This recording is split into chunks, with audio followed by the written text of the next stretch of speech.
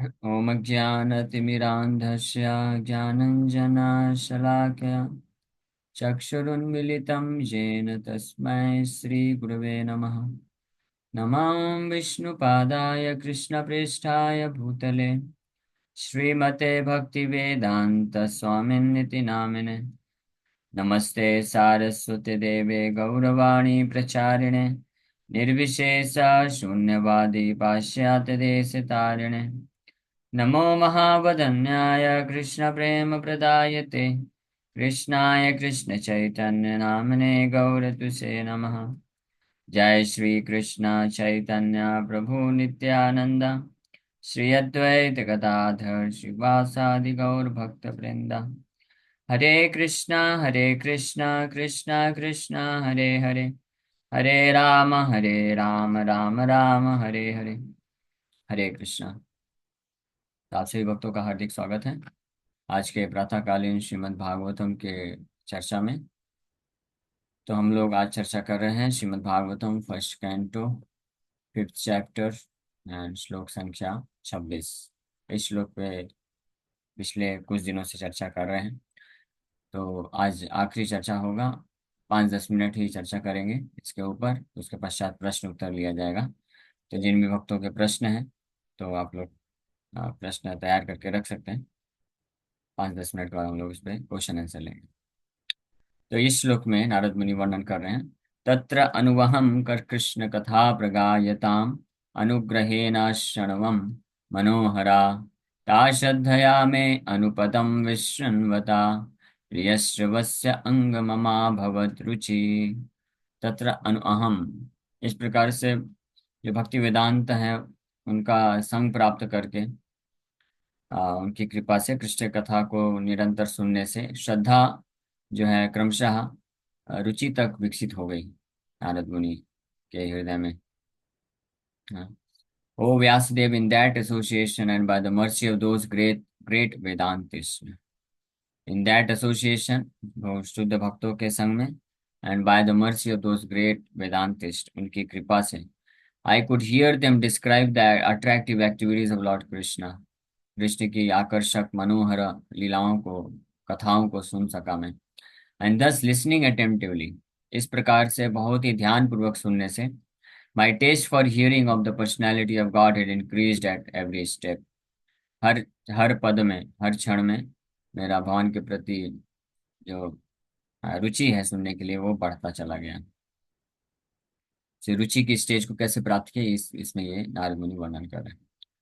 The Lord Shri Krishna, the absolute personality of Godhead, is attractive not only in his personal features but also in his transcendental activities. तो भगवान Krishna attractive है, सर्व आकर्षति इति कृष्णा, इसलिए बोलते भी हैं Krishna is all attractive personality of God है। तो ना केवल अपने पर्सनल फीचर्स, स्वरूप से आकर्षित करते हैं बल्कि अपनी लीलाओं से भी आकर्षित करते हैं।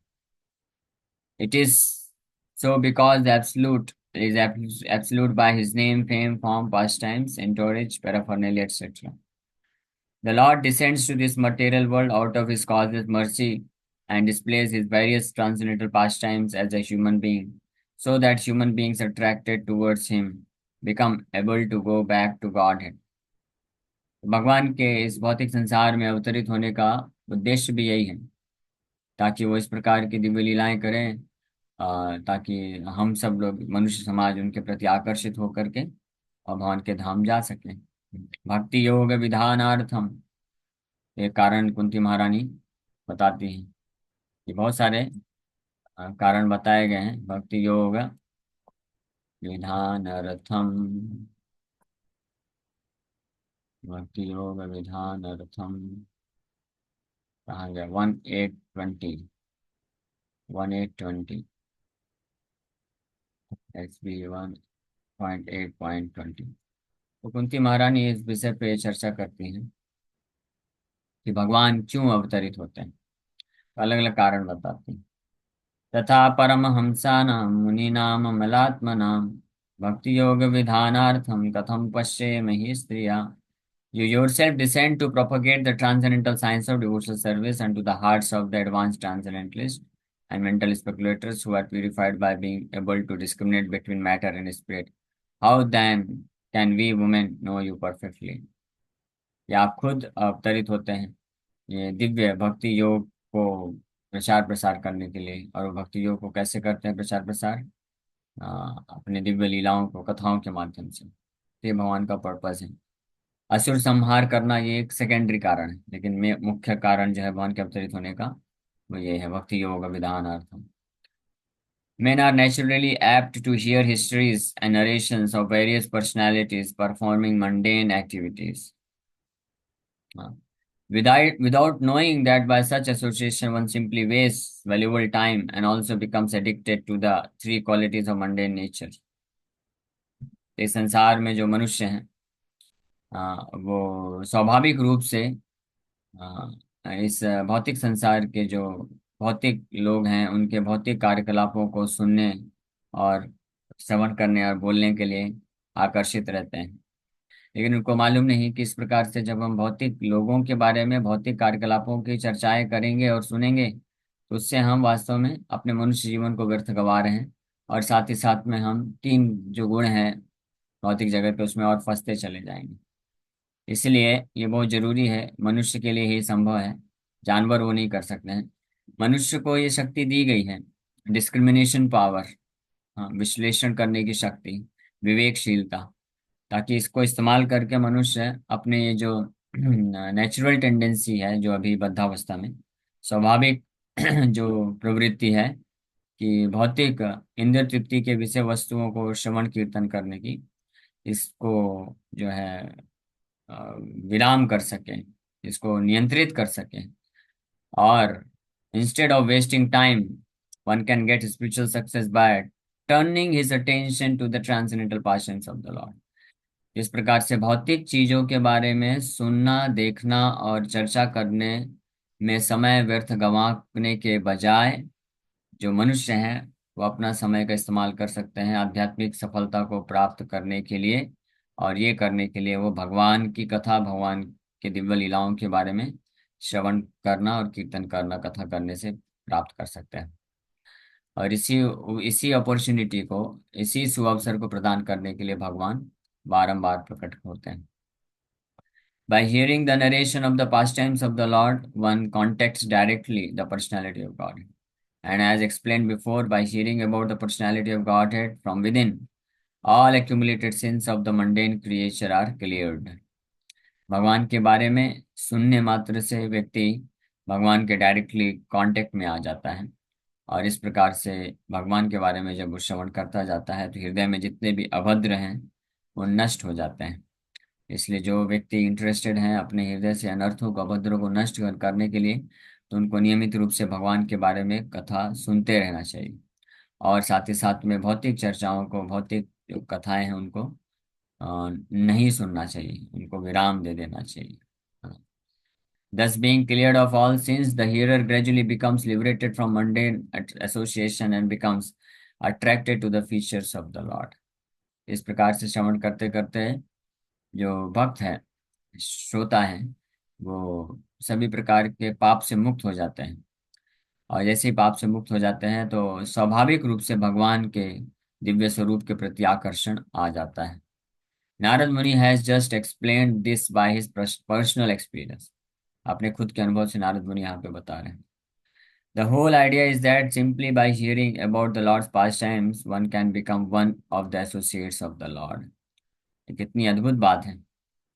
हाँ, तो कुल मिला के कहने की बात अगर बोलें सार रूप में, निष्कर्ष ये है, the whole idea is that simply by hearing, कि केवल भगवान के बारे में नियमित रूप से अगर कोई कथा श्रवण करता जाता है तो ये करने मात्र से व्यक्ति भगवान का पार्षद बन सकता है। इस भौतिक जगत में आप कितने भी बड़े बड़े जो सेलिब्रिटी हैं, महान व्यक्ति हैं, सो कॉल्ड तथाकथित महान व्यक्ति हैं, उनके बारे में आप जितना भी सुनिए, उनके बारे में जितना भी गुणगान करिए, कोई फायदा नहीं होने वाला है। वो आप उनके पार्षद नहीं बनने वाले हैं, है ना। वो उनको तो पता भी नहीं होगा उनके कितने फैन हैं। उनको नंबर्स बस पता रहता है कि मेरे 50 लाख फैन हैं, लेकिन क्या उनको पता है कि मेरे फैन कौन कौन है? नहीं पता रहता है। हाँ, वो नहीं जानते हैं। लेकिन भगवान के बारे में जो सुनता है, तो चाहे 50 लाख नहीं, 50 अरब करोड़ लोग भी होंगे जो भगवान के फैन बन जाते हैं, तो भगवान एक एक व्यक्ति को जानते हैं। और इस प्रकार से भगवान के बारे में सुनने वाले व्यक्ति को भगवान अपना पार्षद बना लेते हैं, अपना निजी संगी बना लेते हैं। ये भगवान की कितनी कृतज्ञता है कि देखो ये मेरे प्रति आकर्षित है, ये मुझे सुन रहा है ध्यान से। तो अपने आभार, भगवान इतने आभार प्रकट कर देते हैं, आभारी हो जाते हैं। भगवान को सुनने मात्र से भगवान के हृदय में वो सुनने वाले व्यक्ति के लिए आभार आ जाता है। सोचिए, तो अगर वो सेवा कर देगा तो भगवान कितना आभारी महसूस करेंगे।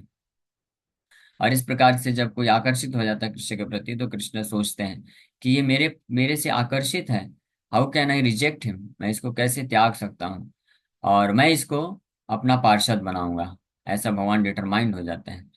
ये तो छोड़िए, अनुकूल भाव में तो छोड़िए, कोई प्रतिकूल भाव में भी भगवान के प्रति आकर्षित हो जाता है। आकर्षित नहीं, उसको बोलते हैं द्वेष भाव से, भगवान का ईर्ष्या भाव से, भगवान का शत्रु बन करके जो भगवान का चिंतन करता है, भगवान का अप्रोच करता है, भगवान सोचते हैं कि शत्रु ही सही, लेकिन आया तो है मेरे पास कम से कम। तो भगवान का हृदय इतना विशाल है, महात्मा है, महान आत्मा है, महामना है भगवान। भगवान महात्मा है और महामना है। महामना मतलब उदार हृदय के हैं, बड़े उदार हृदय के हैं। कोई भी व्यक्ति उनको किसी भाव में आता है, भगवान सोचते हैं कि आया तो है, तो मुझे इसका कल्याण करना चाहिए। हाँ, कोई जैसे कुब्जा थी, तो कंस था, कंस तो खैर शत्रुता के भाव से चिंतन कर रहा था, भगवान उसको भी मुक्त कर दिए। और कुब्जा जो है काम वासना के कारण भगवान को अप्रोच की, भगवान की सुंदरता को देख करके कुब्जा काम वासना के प्रभाव से आकर के भगवान को जो है प्रपोज करते हैं सबके सामने। तो भगवान सोचते हैं कि चलो इसके हृदय में प्रेम के कारण तो नहीं आई है, लेकिन मेरी दिव्य सुंदरता से आकर्षित होकर के इंजॉय करने के लिए मेरे पास आ रही है। लेकिन मैं इसको जो है शुद्ध कर दूंगा, इसका हृदय, और अपना शुद्ध भक्त बना लूंगा। तो भगवान उनको भी स्वीकार कर लेते हैं, और भगवान उनको भी हृदय शुद्ध हो जाता है, फिर वो भी पूर्ण रूप से शुद्ध भक्त हो जाते हैं। और ऐसे अनेकों उदाहरण हैं जहाँ पे कोई गलत मोटिवेशन से जाता है। पूतना गई थी भगवान को मारने के लिए, तो भगवान वो नहीं देखे कि मारने आई है, भगवान देखे कि आई तो है, और अपनी मेरी माँ बन रही है। हाँ, भले ही ढोंगी माँ बन रही है, लेकिन माँ बन रही है तो मुझे माँ बना देना चाहिए। तो इसीलिए सुखदेव गोस्वामी बताते हैं कि फिर उनका क्या है कि कहना, जो श्रद्धा पूर्वक जो भगवान का सेवा करते हैं, तो उनको क्या गति भगवान प्रदान करें। जिसमें पूर्ण विश्वास होना चाहिए, संशय नहीं होना चाहिए, निश्चित रूप में भगवान रेसिप्रोकेट करते हैं। और वो रेसिप्रोकेशन में क्या देते हैं भगवान, अगर कोई सुनते रहेगा बस, तो भगवान उसको अपना पार्षद बना लेते हैं। भगवान प्रैक्टिकली बिक जाते हैं उसके हाथ में। स्थाने स्थिता श्रुतिवान, श्रुतिवान तनुमान मनोभी। हाँ, ये भागवत का श्लोक है एक। सन मुखरिताम, मुखरिताम भवदीयवार्ताम, सन्मुखरिताम भवदीयवार्ताम स्थाने स्थिता ज्ञाने प्रयासमुदपास्य नमन्त एव जीवन्ति सन्मुखरितां भवदीयवार्ताम् स्थाने स्थिता श्रुतिगतां तनुवान् मनोभिर्ये प्रयासो अजितजितोऽपि अस्ति तैस्त्रिलोक्याम्। ज्ञाने प्रयासम उदपास्य नमन्ते एवा, जो अपने खुद के भौतिक मनगढ़ंत विचारों को त्याग करके क्या करते हैं, स्पेकुलेशन नहीं करते हैं भगवान के विषय में, भक्ति के विषय में। जो चुपचाप श्रद्धा पूर्वक जीवन 30 प्रकार से जीवन यापन करते हैं। कैसे, सन्मुखरिताम, सन मतलब भगवान के शुद्ध भक्त, declared by great realised devotees, भवदीय वार्ताम, आपकी वार्ता को सुनते हैं। श्रुतिगताम, श्रुतिगताम रिसीव्ड और ले ली, तनुवान मनोभी, वो ये स्थानीय स्थित अपने स्थान में रहते हुए, अपने जिस स्थान में स्थित है वहां पर रहते हुए भगवान के भक्तों के माध्यम से केवल सुनते जाते हैं भगवान के बारे में ध्यान पूर्वक। तो ये प्रयासो अजितो जितो अपयसी तैस्य त्रिलोक्यम। तो इस इसको करने से अजीत भगवान जो अजीत हैं जिनको कोई जीत नहीं सकता है, ऐसा व्यक्ति उनको जीत लेता है। ये अद्भुत बात है श्रवण करने की। तो यहीं पे वो चीज प्रभुपाद जी लिख रहे हैं कि simply by hearing about the lord's pastimes one can become one of the associates of the lord. कोई भक्त केवल जीवन भर सुनता रहेगा भगवान के बारे में, इन कथाओं को भागवत से, गीता से, चैतन्य चरितमृत से, तो भगवान का पार्षद बन जाएगा। नारद मुनि ने यही किया। नारद मुनि उन जो वैष्णव आए थे उनसे बस सुनते थे कृष्ण कथा को, लेकिन बड़े ध्यान पूर्वक सुनते थे, पूरे श्रद्धा के साथ सुनते थे। और वो करने मात्र से फिर जब सुने ध्यान पूर्वक श्रद्धा से, तो फिर उसका स्मरण होता रहा, उनको हमेशा स्मरण करते रहे, कीर्तन किए, स्मरण किए। यही इसी तरह से श्रवण कीर्तन स्मरण, ये तीन चीज ही पूरे जीवन भर नारद मुनि फिर किए, और जैसे शरीर छोड़े भगवान के पार्षद बन गए, नारद मुनि बन गए। So Narad Muni has eternal life, unlimited knowledge, and unfathomed bliss, and he can travel all over the material and spiritual worlds without restriction. One can attain to the highest perfection of life simply by attentive hearing of the transcendental pastimes of the Lord from the right sources, as Sri Narada heard them from the pure devotees, Bhakti Vedantas, in his previous life. तो इस highest perfection, परम सिद्धि, आध्यात्मिक जगत में परम सिद्धि नारद मुनि जैसे कोई प्राप्त कर सकता है केवल एक कार्य करने से, ध्यान पूर्वक सुनने से। ये जरूरी है, कुछ तो हमको करना पड़ेगा। बहुत कृपा है भगवान के तरफ से, भक्तों की तरफ से, लेकिन एक तो हमको भी करना पड़ेगा। क्या? हमको अभी कुछ नहीं कर सकते तो बस चुपचाप ध्यान पूर्वक सुनते रहना चाहिए इन कथाओं को। तो ये करने मात्र से नारद मुनि जैसी शुद्ध स्थिति को प्राप्त किया जा सकता है। This process of hearing in the association of devotees is specially recommended in this age of quarrel Kali. तो ये जो आ, भक्तों के संग में रह करके भगवान की कथा को सुनने का जो विधि है, ये विशेष रूप से इस कलयुग में रिकमेंड किया गया है। श्री चैतन्य महाप्रभु स्पेशली रामानंद राय के थ्रू ये रिकमेंडेशन कराते हैं। तो ये इस श्लोक का निष्कर्ष है, सम एंड सब्सटेंस है, कि नारद बॉय पहले श्रद्धा रखे उन भक्तों में, उनका सेवा भी किए, उनके फिर कृपा उच्चिष्ट प्राप्त किए, और सबसे विशेष कृपा प्राप्त किए कि उनके द्वारा कृष्ण कथा को सुने ध्यान पूर्वक, और इससे उनके हृदय में कृष्ण के प्रति रुचि उत्पन्न हो गई, और जैसे ही शरीर छोड़ते हैं वो भगवान के दिव्य धाम को प्राप्त करते हैं। तो इसी के साथ इस श्लोक को हम लोग यहीं पे कंक्लूड करते हैं। और किसी वक्त का प्रश्न है तो आप पूछ सकते हैं। हरे कृष्णा कृष्णा कृष्णा हरे हरे, हरे राम राम राम हरे। हरे कृष्ण भाई, दंडवत प्रणाम। हरे कृष्णा। अभी सॉरी, मैं थोड़ा लेट जुड़ पाई थी, लेकिन थोड़ा मैंने सुना, तो बस मैं इतना पूछना चाहती प्रभु जी, जैसे हम सुनते हैं, सुनने में तो रुचि हो रही है, सुनना अच्छा लगता है कथा, लेकिन बहुत सारी चीजें हमको समझ में नहीं आती। बस हमको स्टोरी, हम सुनते स्टोरी हमको सुनने में अच्छी लगती है। तो क्या इससे प्रभु जी हम कृपा प्राप्त कर सकते हैं भगवान जी की? यस, ये भगवान की कृपा को प्राप्त करने हरे की कृष्णा। अच्छी अच्छी शुरुआत है। सुनाई पड़ रहा है? मुझे सुन पा रहे हैं? हरे कृष्णा। जी जी प्रभु जी। हाँ, तो निश्चित रूप में जी अगर प्रभु जी। आपको, हाँ, तो अगर आपको भगवान की कथा सुनने में रुचि हो रही है, उत्पन्न हो रही है, आपको अच्छा लगता है सुनना, भले आप समझ नहीं पाते कथा, लेकिन फिर भी ये आपको लाभ देगा ही देगा, और इससे भी हम भगवान भगवत प्राप्ति के मार्ग में आगे बढ़ेंगे। इस तरह से सुनते जाएंगे तो एक समय ऐसा आएगा कि हम समझ भी पाएंगे। तो बस आप सुनते जाइए। जी, कभी काम की वजह से या फिर ज़्यादा वर्कलोड की वजह से कभी कभी ना मतलब हम डिले हो जाते हैं या फिर थोड़ा सा डिस्टर्बेंस आते हैं। बट मन करता है कि नहीं ठीक है, बॉडी सपोर्ट नहीं कर रहा फिर भी आप करो। तो इसी समय के किसकी सुननी चाहिए प्रभु जी? लास्ट में क्या बोले आप इससे? मतलब कभी कभार वीकनेस या थकान या बाकी काम की वजह से ना हम भक्ति नहीं कर पाते पर्टिकुलर उस पर्टिकुलर टाइम पे, लेकिन मन बोलता है नहीं आप कर लो कोई प्रॉब्लम नहीं। तो ऐसे समय किसकी सुननी चाहिए? हमको कंटिन्यू करना चाहिए, थोड़ा रेस्ट लेना चाहिए?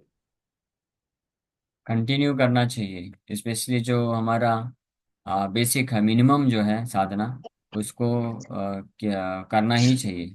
कितना भी हम थक जाते हैं, कुछ भी स्थिति हो जाती है, जैसे 16 माला का जप है कम से कम, तो वो तो हर परिस्थिति में करना ही चाहिए। मीरा द्विवेदी माता जी।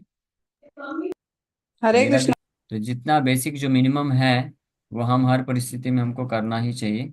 और उसके अलावा जब हम करते हैं तो कई बार हेल्थ इशू ऐसा होता है, बहुत थक गए हैं तो और आप अच्छे से नहीं कर पा रहे तो फिर आप थोड़ा रेस्ट ले लीजिए, और जब वापस से स्नान करके फिर आप बैठ के अच्छे से जप करिए।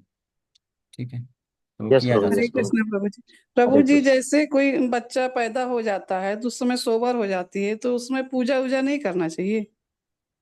इसके बारे में मुझे पता नहीं, कुछ बता नहीं सकता हूँ मैं। बस इतना बता सकता हूँ, भगवान के नाम का जप आप हर परिस्थिति में कर सकते हैं। किसी का जन्म हो, मृत्यु हो, किसी को बीमारी है या बुढ़ापा है, चारों परिस्थिति में या इसके अलावा भी जो भी स्थिति होती है उसमें भगवान के नाम का निरंतर जप किया जा सकता है, भगवान की कथा श्रवण किया जा सकता है। ये कर सकते हैं। और मुझे बाकी पूजा ये करना वो करना पता। विग्रह नहीं छूना चाहिए, पूजा जैसे भोग वोग लगाना है, कोई नहीं है।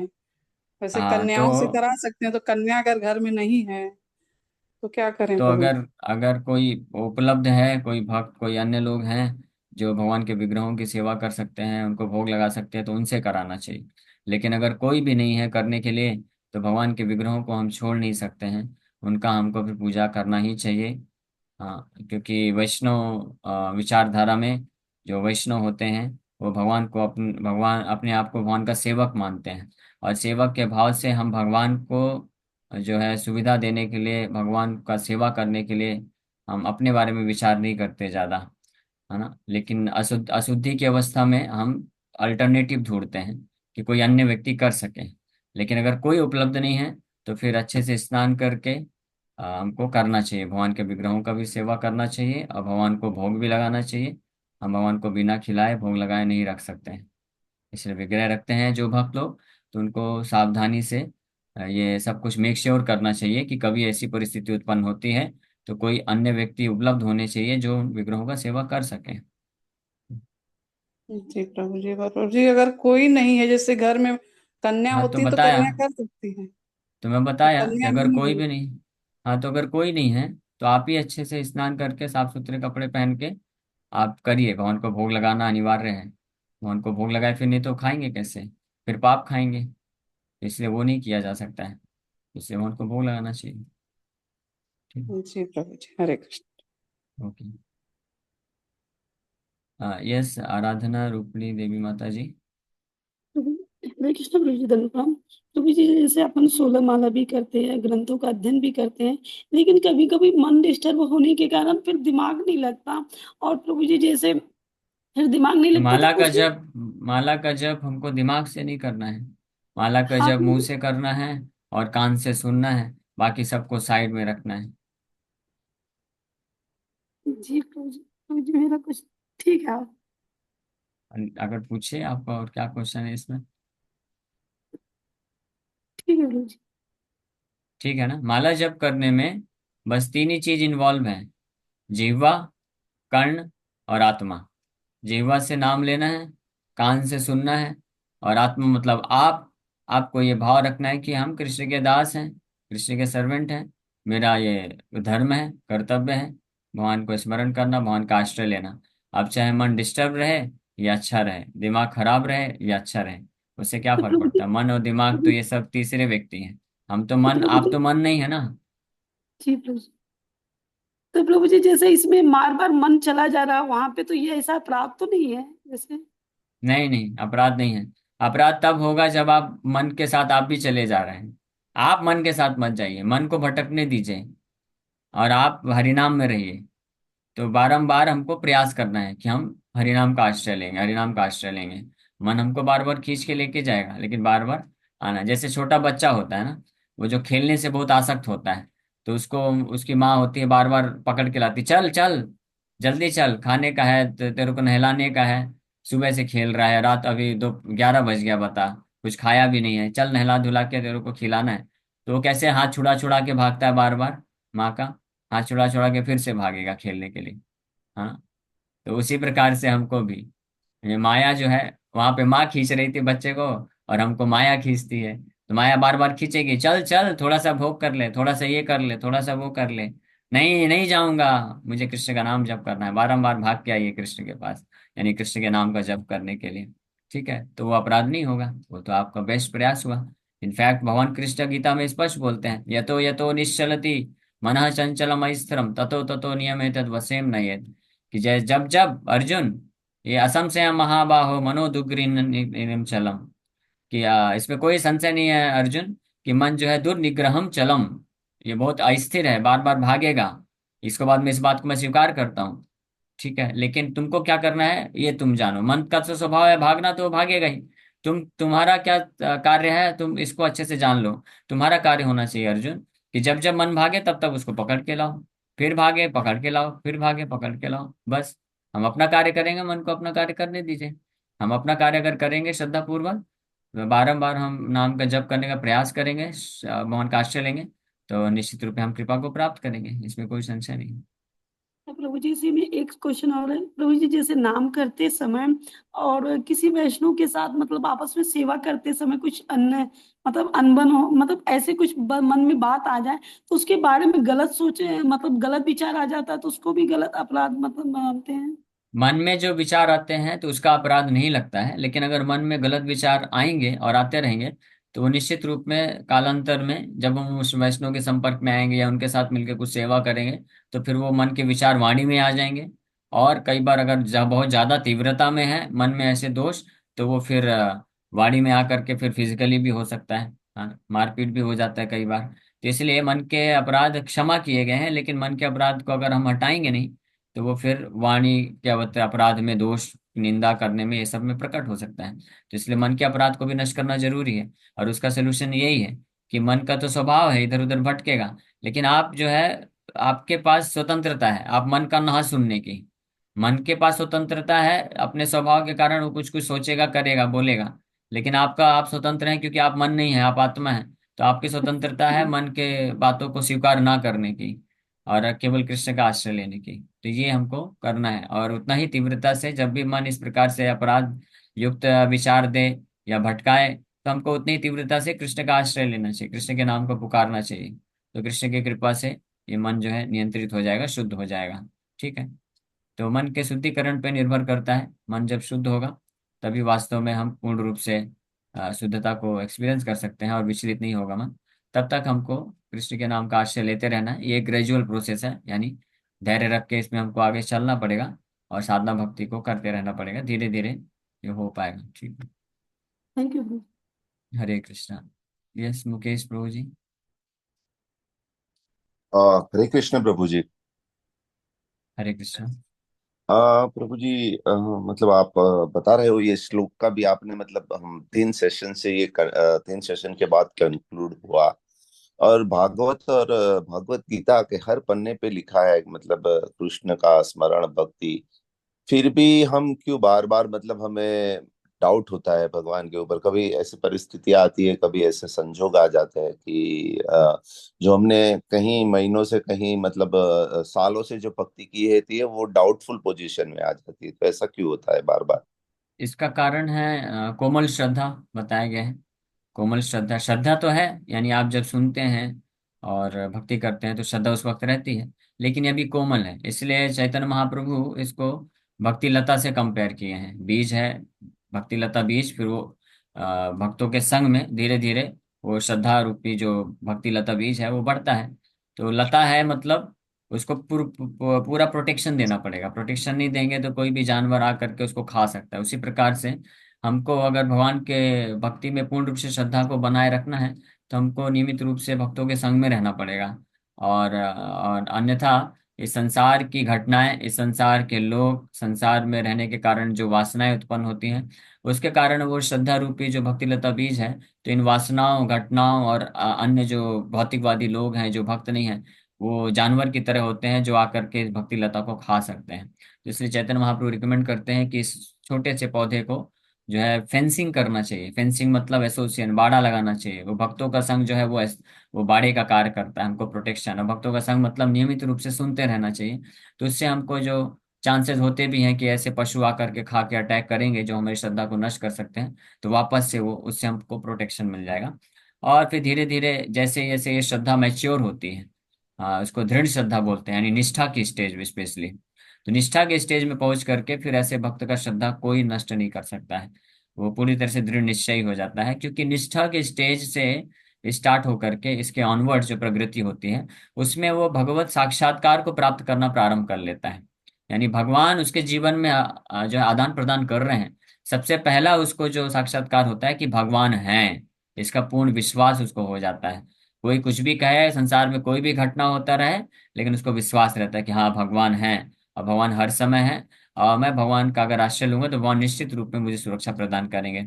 आप देखिए प्रहलाद महाराज का इसका बेस्ट उदाहरण है। प्रहलाद महाराज के जीवन में तो हर प्रकार की जो घटनाएं हो रही थी सब विपरीत थी। उनके पिताजी खुद, उनके गुरु, उनके फ्रेंड्स, जो भी लोग जिनके भी संपर्क में थे सब अभक्त थे, किसी को नारायण पर श्रद्धा नहीं। लेकिन ऐसी परिस्थिति में रहते हुए भी प्रहलाद महाराज जो है दृढ़ता पूर्व भक्ति में स्थित रहे, क्योंकि वो उस निष्ठा में थे। और वो निष्ठा उनको कैसे प्राप्त हुई? क्योंकि वो नारद मुनि जो शुद्ध महान वैष्णव आचार्य हैं, उनके द्वारा भागवत की कथा को, कृष्ण की कथा को अच्छे से श्रवण किए थे, अच्छे से समझे थे। इसलिए जितनी मात्रा में हम कृष्ण कथा को ध्यान पूर्वक श्रवण करते जाएंगे, तो वैसे वैसे श्रद्धा और मजबूत होती जाती है, परिपक्व होती जाती है। और साथ ही साथ में हमारी जिम्मेदारी है कि इस श्रद्धा को नष्ट करने वाले जो एलिमेंट्स हैं, हम अपने आप को उनसे सुरक्षित बचा के रखें। जैसे कोई मरीज होता है, तो डॉक्टर उसको दवाई देता है, तो दवाई लेने से उसका जो इम्यूनिटी सिस्टम अच्छा स्ट्रांग होता है, बीमारी दूर होती जाती है। लेकिन साथ ही साथ में डॉक्टर उसको बोलता भी है कि आप इन चीजों को अवॉइड करिए, ये मत खाइए, इधर मत जाइए, इससे एलर्जी है आपको, तो इससे अपने आप को बचा के रखें। क्योंकि वो भी जरूरी है, अगर वो नहीं करेंगे तो फिर वापस से जो दवाई ले रहे हैं, तो एक तरफ तो दवाई लिया जा रहा है, प्रतिरोधक क्षमता बढ़ा रहा है, लेकिन दूसरी तरफ अगर जो परहेज है वो पालन नहीं करेंगे तो फिर वो वापस से काउंटर बैलेंस होता जाएगा। इसलिए दोनों चीज, नियम और यम नियम दोनों पालन करना, तो ये धीरे धीरे हो जाता है फिर। Okay Prabhu ji, noted. Hare Krishna. Okay okay. Hare Krishna, thank you very much. Hare Krishna. अभी समय हो गया है, तो यहीं पे विराम करेंगे। हरे कृष्ण।